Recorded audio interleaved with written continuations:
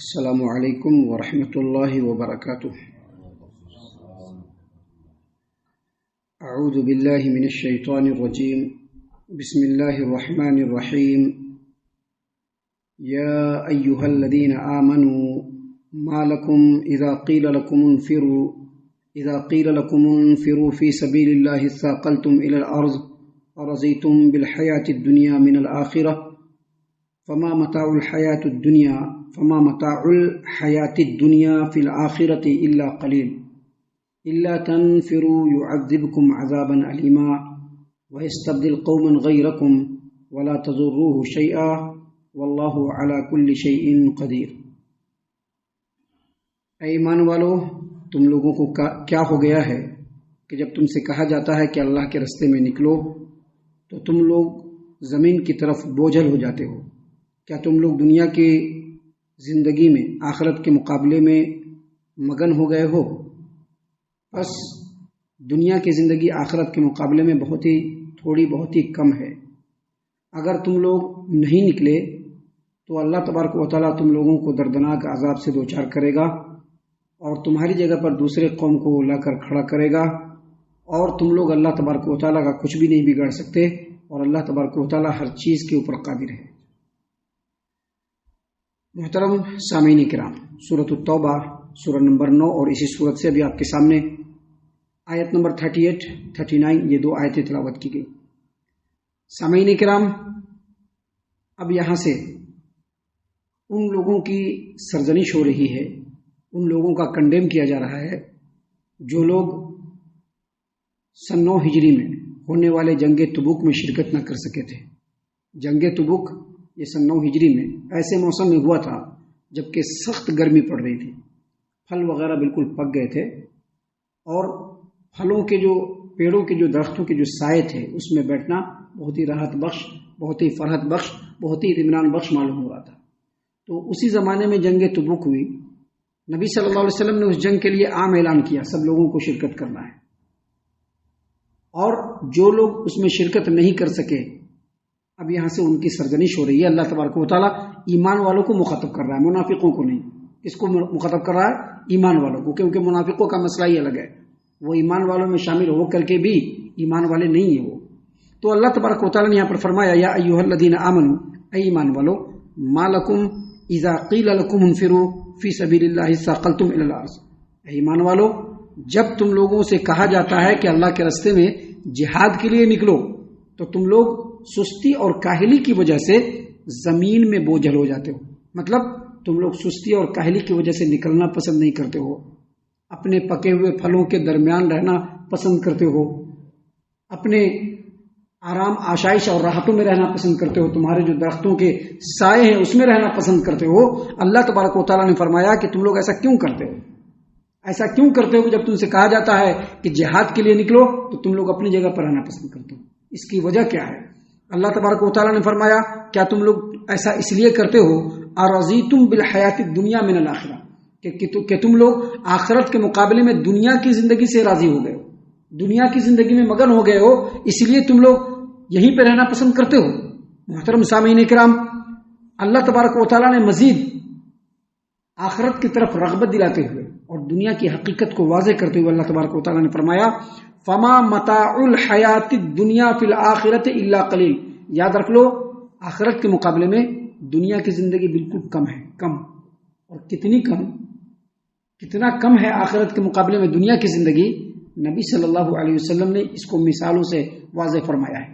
دیکھیے، حافظ ابن کثیر رحمہ اللہ نے تفسیر ابن کثیر میں امام احمد رحمۃ اللہ علیہ کی روایت کو نقل کیا کہ امام احمد اپنی مسند کے اندر بنو فہر کے ایک شخص مستورد، بنو فہر ایک قبیلہ ہے، اس کے ایک شخص مستورد کی حدیث کو بیان کرتے ہیں کہ نبی صلی اللہ علیہ وسلم نے دنیا اور آخرت دونوں کا کمپیئر کرتے ہوئے بتلایا کہ دنیا کیا ہے اور آخرت کیا ہے، اس کا کمپیئر کرتے ہوئے بتلایا کہ ایک سمندر ہے، سمندر کے اندر آدمی ایک انگلی ڈالے اور پھر انگلی کو نکالے تو اس میں جس قدر پانی آئے گا، بس آخرت کے مقابلے میں دنیا کی ہی مثال ہے۔ بس سمندر پورا کا پورا، اس میں ایک انگلی ڈالا جائے اور انگلی ڈال کر کے نکالا جائے تو جتنا پانی اس میں لگے گا بس یہی آخرت اور یہی دنیا ہے.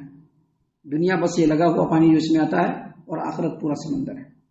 سامعین کرام، حافظ ابو جعفر ابن جریر طبری رحمہ اللہ نے تفسیر الطبری کے اندر، اور امام ابن ابی حاتم نے تفسیر ابن ابی حاتم کے اندر عبد العزیز بن ابی حازم کی روایت کو بیان کیا. وہ روایت کرتے ہیں اپنے والد ابو حازم سے، اور ابو حازم کہتے ہیں کہ عبد العزیز بن مروان جب ان کی وفات کا وقت آیا تو انہوں نے کہا کہ وفات کے بعد جو کفن مجھ کو دیا جائے گا، جس میں مجھ کو کفنایا جائے گا، اس کفن کو ذرا دکھلاؤ. کفن ان کے سامنے لایا گیا، کفن رکھا گیا. تو انہوں نے کہا کہ کیا اس سے بڑا کفن مجھ کو نہیں مل سکتا ہے؟ کیا دنیا کی اتنی چیزوں میں اس کفن کے علاوہ مجھ کو اور کچھ بھی نہیں ملے گا؟ اور اس کے بعد انہوں نے چہرہ پھیر لیا، رونے لگے اور کہا کہ اے دنیا تیری بہت زیادہ مال بھی آخرت کے مقابلے میں تھوڑی، اور جس کے پاس تھوڑا اس کے پاس تو کچھ بھی نہیں. افسوس کہ ہم لوگ دنیا کی زندگی میں دھوکے میں پڑے رہے. تو اللہ تبارک و تعالیٰ نے یہاں پر مسلمانوں کو، ایمان والوں کو، اور خاص طور سے جو جنگ تبوک میں شرکت نہیں کر سکے تھے ان کو مخاطب کرتے ہوئے کہا کہ کیا تم لوگ آخرت کے مقابلے میں دنیا کی زندگی سے راضی ہو گئے ہو؟ یاد رکھو، فما متاع الحیات الدنیا فی الآخرۃ الا قلیل. یاد رکھو لو، آخرت کے مقابلے میں دنیا کی زندگی بہت تھوڑی ہے. کوئی اس کی گنتی نہیں ہے، کوئی اس کا کاؤنٹ نہیں ہے، کوئی اس کی وقت نہیں ہے. اور اس کے بعد اللہ تبارک و تعالیٰ نے آگے مزید فرمایا مسلمانوں کو، ایمان والوں کو مخاطب کرتے ہوئے کہ الا تنفروا يعذبكم عذابا الیما. اگر تم اللہ تبارک و تعالیٰ کے راستے میں نہیں نکلو گے تو اللہ تبارک و تعالیٰ تم لوگوں کو دردناک عذاب سے دوچار کرے گا. حافظ ابو جعفر ابن جریر طبری رحمہ اللہ نے تفسیر الطبری کے اندر روایت کیا ہے کہ عبداللہ ابن عباس رضی اللہ عنہما نے اس آیت کریمہ کی تفسیر میں بیان فرمایا کہ نبی صلی اللہ علیہ وسلم نے عرب کے خاندان کو جہاد میں نکلنے کے لیے حکم دیا تھا کہ آپ لوگ جہاد میں نکلیے. وہ لوگ جب نہیں نکلے تو اللہ تبارک و تعالیٰ نے اس قوم کے اوپر بارش کے پانی کو روک دیا. یہی ان کے لیے عذاب تھا. تو اللہ تبارک و تعالیٰ نے فرمایا کہ دردناک عذاب سے دوچار کرے گا. یاد رکھیے، یہ باتیں اگرچہ نبی صلی اللہ علیہ وسلم کے اوپر نازل ہوئی تو ایک خاص پس منظر میں، لیکن اس کا جو اصل پس منظر ہے وہ ہماری زندگی پر بھی ہے. ہم لوگوں میں بھی دیکھا جاتا ہے کہ لوگ بظاہر تو بہت ہے، لیکن اللہ تبارک و تعالیٰ کو راضی کرنے کے لیے بہت کم لوگ آگے بڑھتے ہیں. تو اگر اللہ تبارک و تعالیٰ کو راضی کرنے کے لیے آگے نہیں بڑھیں گے تو مختلف قسم کے عذاب سے دوچار ہونا پڑے گا. ابھی ہم لوگ اگر اپنے گرد و پیش کا جائزہ لیں، اپنے سماج و معاشرہ کا جائزہ لیں، اپنے علاقوں کا جائزہ لیں، اپنے شہروں کا جائزہ لیں، اپنے ملک کا جائزہ لیں، تو ایک نہیں بے شمار اللہ تبارک و تعالیٰ کا عذاب ہم لوگوں کے اوپر ٹپک رہا ہے. لیکن ہم لوگ اس کو سمجھنے کے لیے تیار نہیں. آج کے ڈیٹ میں یقینی طور پر ہم لوگوں کے لیے بھی ہماری دنیا کی زندگی سب سے زیادہ ہے. آج ہمارے لیے اللہ تبارک و تعالیٰ کے حکموں کو پورا کرنا ہمارے اوپر بھاری پڑ گیا ہے. جو اللہ تبارک و تعالیٰ کا حکم ہے اس کو پورا کرنا ہمارے اوپر بھاری پڑ گیا ہے. 5 وقت نماز کی ادائیگی ہمارے لیے بھاری ہو گئی ہے. جہاد میں نکلنا تو بہت دور کی بات ہے. اگر ایسا موقع آ جائے اور اللہ تبارک و تعالیٰ کے دین کو سر بلند کرنے کے لیے اور اپنے ایمان اور اسلام کی حفاظت کے لیے جنگ کرنا پڑے تو شاید ہم لوگوں سے زیادہ بزدل اس روئے زمین پر کوئی نہیں ہوگا. یہاں پر ہم صرف اتنا بتلانا چاہتے ہیں کہ اللہ کے حکموں کو پورا کرنا ہمارے لیے بھاری پڑ گیا ہے. اللہ تبارک و تعالیٰ نے ان لوگوں کو کیا کہا کہ اگر تم لوگ اللہ کے راستے میں اللہ تبارک و تعالیٰ کے دین کو سر بلند کرنے کے لیے جہاد میں نہیں نکلو گے، اللہ تم کو دردناک عذاب سے دوچار کر دے گا. اور اللہ نے آگے مزید کہا وَيَسْتَبْدِلْ قَوْمًا غَيْرَكُمْ. اللہ تبارک و تعالیٰ تم کو ہٹائے گا، تمہاری چھٹنی کرے گا اور تمہارے مقابلے میں دوسرے لوگوں کو لا کر کھڑا کرے گا. کیسے لوگوں کو؟ جو اللہ کی اطاعت کرنے والے ہوں گے، اللہ کے حکموں کو پورا کرنے والے ہوں گے، جو اللہ تبارک و تعالیٰ کی اطاعت کرنے والے ہوں گے، جو اللہ کے حکموں کو پورا کرنے والے ہوں گے، اللہ کے دین کو سربلند کرنے والے ہوں گے. ایسے لوگوں کو لا کر کھڑا کرے گا. یہ ساری باتیں انڈیکیٹ کرتی ہے تمام مسلمانوں کے لیے کہ اگر اللہ تبارک و تعالیٰ نے آپ کو دنیا دیا ہے، دنیا کی زندگی میں اللہ تبارک و تعالیٰ نے اطمینان دیا ہے، سکون دیا ہے، گھر دیا ہے، کاروبار دیا ہے، تو اللہ تبارک و تعالیٰ کے حکموں کو پورا کرنے کی کوشش کیجیے. خالی خلی محض دعوے نہیں ہونے چاہیے. اور زیادہ بولنے کی بات بھی نہیں ہے. ہونے کے لیے تو اللہ تبارک و تعالیٰ نے مسجد بھی دیا ہے، ہونے کے لیے اللہ تبارک و تعالیٰ ہم لوگ کو بہت کچھ بھی دیا ہے، اور بہت دور جانے کی بات نہیں ہے.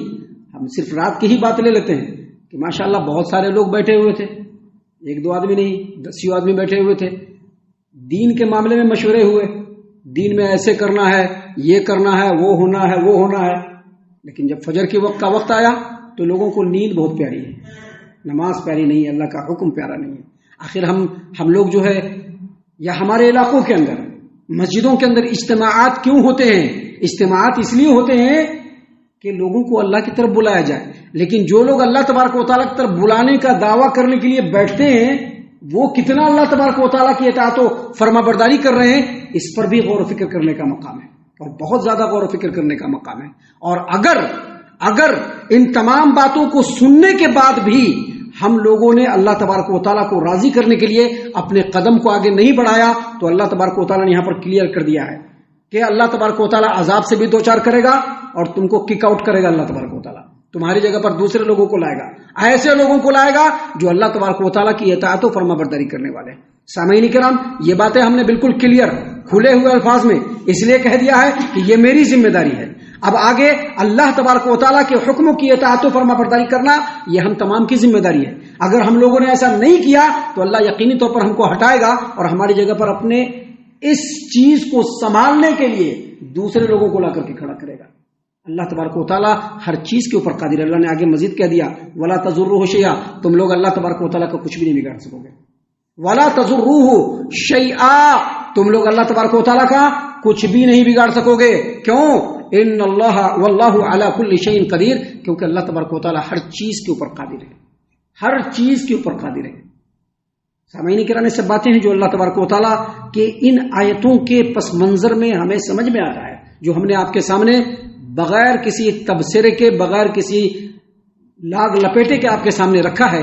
ہم اللہ سے دعا کرتے ہیں کہ اللہ تعالی ہم تمام کو ان تمام باتوں کے اوپر خوب غور و فکر اور تدبر کرنے کے ساتھ ساتھ ان باتوں کے اوپر عمل کرنے کی بھی توفیق عنایت فرمائے.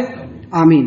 اللہ تعالی ہم تمام کو صحیح معنوں میں پکا سچا مومن مسلمان بنائے، اللہ اور اس کے رسول صلی اللہ علیہ وسلم کی اطاعت و فرما برداری کرنے والا بنائے، صحابہ کرام رضی اللہ عنہم کے طریقے پر چلنے والا بنائے، جنت الفردوس میں جگہ عطا فرمائے. اے اللہ ہم تمام کو جہنم سے پناہ دے، اے رب العالمین ہم تمام کو جہنم سے پناہ دے، اے مالک الملک ہم تمام کو جہنم سے پناہ دے. آمین یا رب العالمین. وما علینا الا البلاغ المبین. تبارك الذي نزل الفرقان على عبده ليكون للعالمين نذيرا.